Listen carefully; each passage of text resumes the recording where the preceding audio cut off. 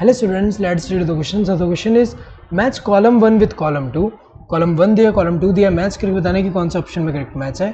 सो column 2 में अगर हम देखें रेयरली लिमिटिंग फैक्टर, सो इनमें से अगर हम देखें तो वाटर एंड लाइट जो है ये दिया है जो कि फैक्टर अफेक्ट करते हैं फोटोसिंथेसिस को. तो इनमें से जो लाइट है ये जो होता है रेयरली एक लिमिटिंग फैक्टर की तरह एक्ट करता है, क्योंकि हमें पता है कि at 10% of full sunlight, 10% of full sunlight अगर हम देखें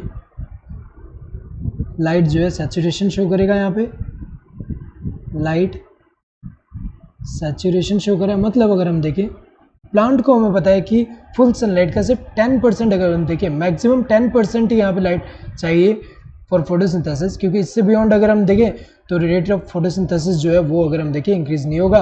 तो लाइट सैचुरेशन अगर हम देखें मैक्सिमम जो है 10% ऑफ लाइट ही यहाँ पे रिक्वायर्ड होगा. तो अगर हम देखें लिमिटिंग फैक्टर का मतलब क्या होता है, कोई भी केमिकल प्रोसेस में अगर more than one factor affect करे उस प्रोसेस को, तो उनमें से ऐसा फैक्टर जो कि अपने मिनिमल वैल्यू के नियरेस्ट हो वो जो है रेट ऑफ जो प्रोसेस है उसको डिटरमाइन करेगा. तो लिमिटिंग फैक्टर उसको हम बोलेंगे. तो यहाँ पे अगर हम देखें लाइट को लिमिटिंग फैक्टर ये रेयरली होता है, क्योंकि यहाँ पे अगर हम देखें यहाँ मैक्सिमम ही 10% है, मतलब प्लांट को अगर हम देखें सफिशिएंटली लाइट मिलता रहता है और रेयरली ये लिमिटिंग फैक्टर की तरह एक्ट करता है. और कैसे कंडीशन में, जैसे कि जहाँ शेड हो, लाइट ऑप्टिमम अगर हम देखें वहाँ पे प्रॉपरली लाइट ना मिले, तो अगर देखा जाए उस कंडीशन में जैसे कि शेड वाला एरिया है वहाँ पे प्लांट को प्रॉपर अमाउंट में लाइट नहीं मिल रहा, तो वहाँ वो लिमिटिंग फैक्टर की तरह एक्ट कर रहा है. वरना अगर हम देखें नॉर्मली हमें पता है कि 10% ऑफ फुल सनलाइट ही अगर हम देखें लाइट सैचुरेशन शो कर रहा है, तो इसीलिए अगर हम देखें ये रेयरली लिमिटिंग फैक्टर की तरह एक्ट करता है. सो बी का फर्स्ट होगा. नाउ एटीपी NADPH अगर हम देखें डार्क रिएक्शन में, सो डार्क रिएक्शन की अगर हम बात करें, डार्क रिएक्शन की अगर हम बात करें तो इसमें अगर हम देखें 1 केल्विन साइकिल की अगर हम बात करें, 1 केल्विन साइकिल में अगर हम देखें जो स्टेप्स होते हैं, पहला क्या होगा कार्बोक्सिलेशन. कार्बोक्सिलेशन में कोई भी ATP यूटिलाइज नहीं होता, कोई भी ATP यूटिलाइज नहीं होता, ना ही NADPH यहाँ पे यूटिलाइज हो रहा है.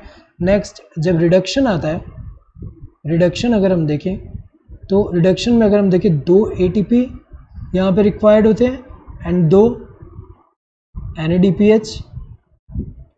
एंड जब रीजनरेशन होता है, रीजनरेशन ये एक साइकिल की अगर हम बात करें तो इसमें एक ATP रिक्वायर्ड होता है. तो अगर देखा जाए यहाँ पे एक केल्विन साइकिल में टोटल 3 ATP रिक्वायर्ड होगा, टोटल 3 ATP रिक्वायर्ड होगा और 2 NADPH रिक्वायर्ड होंगे. एक साइकिल में इतना है और एक साइकिल में एक ही कार्बन फिक्स होता है. सो 1 मॉलिक्यूल ऑफ ग्लूकोज प्रिपेयर करने के लिए यहाँ पे 6 साइकिल चाहिए होंगे, तो 6 कार्बन जो है ऐड होगा.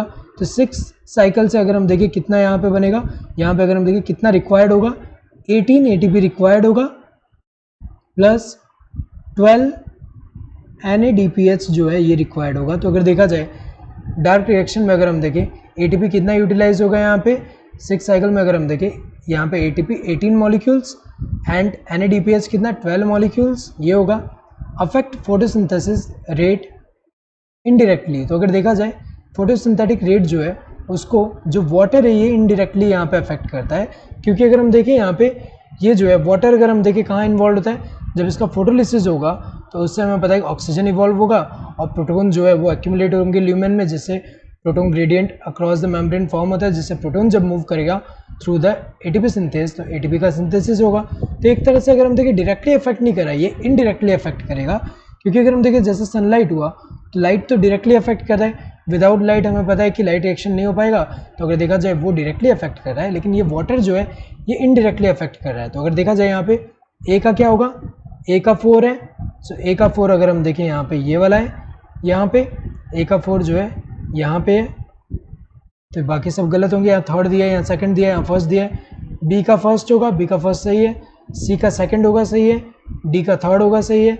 Correct answer would be this fourth one. Hope you understood the question. Thank you and all the best.